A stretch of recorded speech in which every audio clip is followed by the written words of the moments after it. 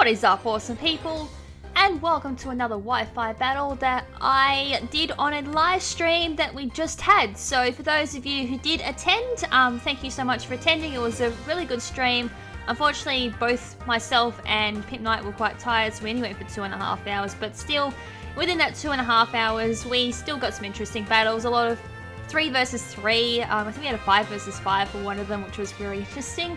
But out of all those battles, this was probably the best battle for the night, and this was the only battle that I got that was quite decent. So this one was up against Zachary, NU battle of course, which was awesome, and we've had a lot of NU battles of course, which is very awesome on live stream as well. If you want to check out the live stream and just watch like previews throughout the thing, if you did not attend, it's over on Pimp Knight's channel. I do have one question for everyone. For those, do people want me to give announcements when we are live streaming? I'm not too sure how many people actually realize that I am live streaming now over on his channel. So if you want me to keep updates or just announce it, just let me know in the comment section below. And with that, we'll move towards the official question of the day, and that would be, what is your favorite Pokemon from these two teams? I do like the Krokorok there. I've been wanting to use a Krokorok for quite some time because I'm a huge fan of Crocodile, so that's pretty cool, and Ponard's pretty cool as well, so it's pretty cool to bring two different dark type Pokemons in my team, because everyone knows I love my dark types. But anyways, on to the actual battle itself. My opponent, of course, was Zachary. He has Lantern, Golem, Survivor.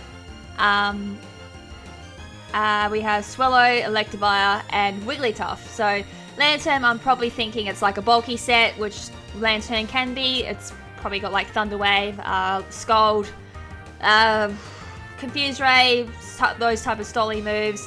Golem, most likely Sturdy, Weakness, Policy, and mostly are. Otherwise, it could be a Lychee Berry, it could even be a Life Orb, could be Choice Band. We got Survivor. It's usually a special set with specs that I usually am well aware of. Besides from that, I'm not too sure what other set it could run. Swellow's used the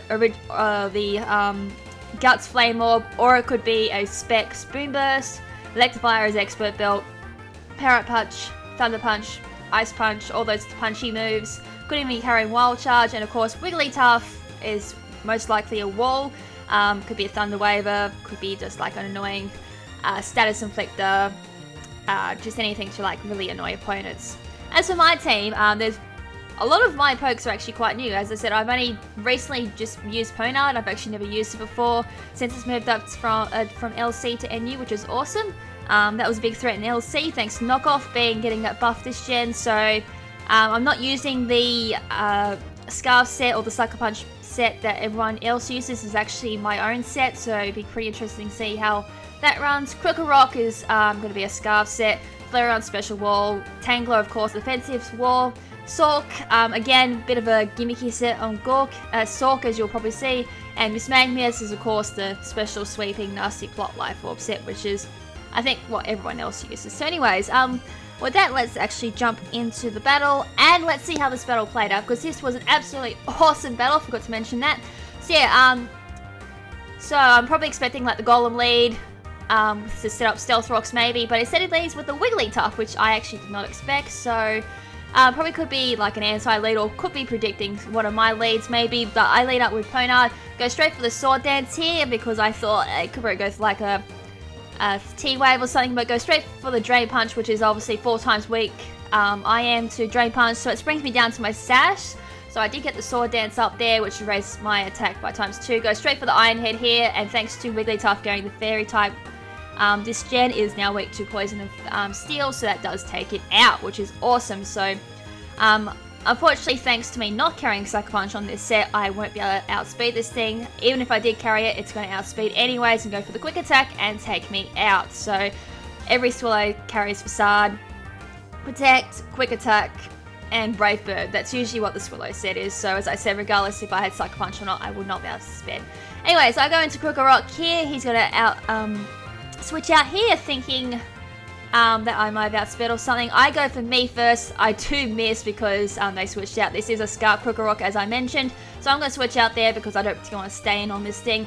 I go into Tangler because I know a Scald is coming my way, but instead he goes for a Hydro Pump. So I don't know if it is a tanky set, or it could be a sweeping set, but all I know is that that's not going to do anything to Tangler. So he's going to switch out there, fearing like a grass move like Giga Drain or something goes into the Viper.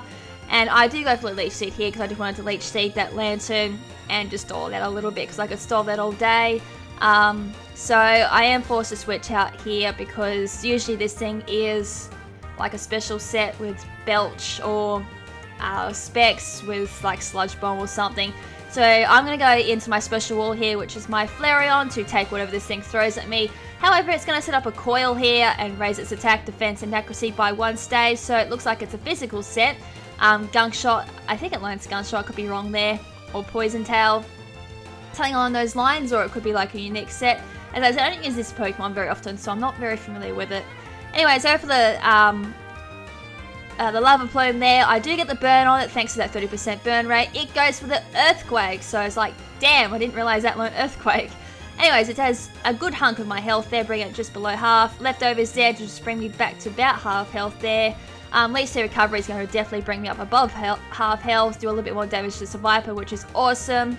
So I'm back in the green with Flareon, which is really cool, and Burn's going to take out that Viper. So that was a really awesome turn, and that was really handy. I did actually go for the Leech Seed there when I had Tangler.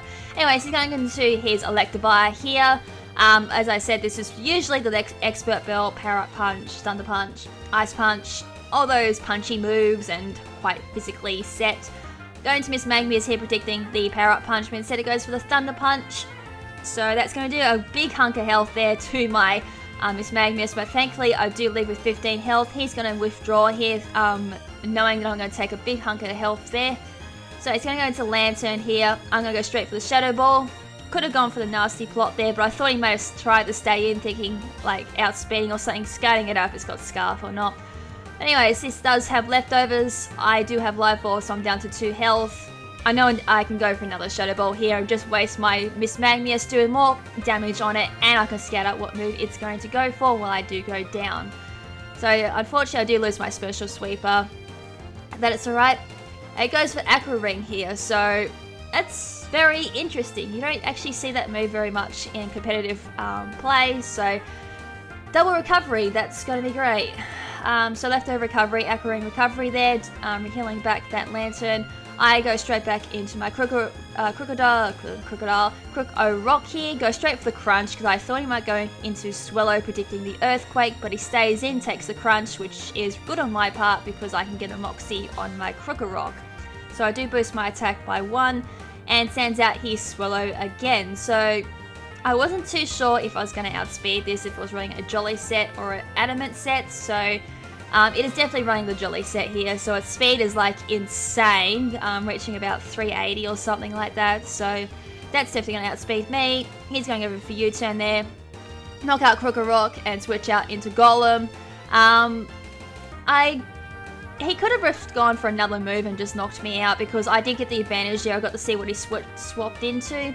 Goes for the Earthquake, predicting me to go for a Giga Drain, although I am pretty familiar with a Golem set, so I just go straight for the knockoff here, knock off that weakness policy, which is indeed what it had. So now it can't get a boost if I go for the Giga Drain. I go for the Leech Seed here, just thinking he just might have switched because I did wreck his Golem Sturdy and his weakness policy, so he does stay in. So I think he's just going to leave it in now as the sacrificial fodder, because there's not really much this Golem can do now. So another Earthquake there from Golem, which is not going to do very much to Tangler at all. And it's going to finish it off here with the Giga Drain, thanks to that 4 times weakness to Grass. So I'm going to get all my health back as well, so nom nom nom nom nom nom nom, yummy yummy yummy. Alright, so that Golem does go down. Alright, so I think at this stage he's got like 2 Pokemon left, I think, maybe 3. Electivire does come back in, so he's going to go straight for the Ice Punch here. I should live this pretty badly. No, I take that really well, actually. So, oh, that's right.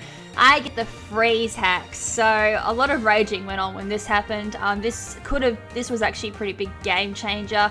I could take that pretty much all day long, but thanks to that Freeze hatch, he can actually switch back into Swellow and just Brave Bird me. But I'm actually going to stay in because Tangler is now officially burnt, so I'm okay with that. Burn damage on Swellow there, starting to do a little bit of damage. He goes straight for the Brave Bird as expected, so as I said, I'm going to leave Tangler in. Just it's probably 2 hit KO at most. No, it's 1 hit KO.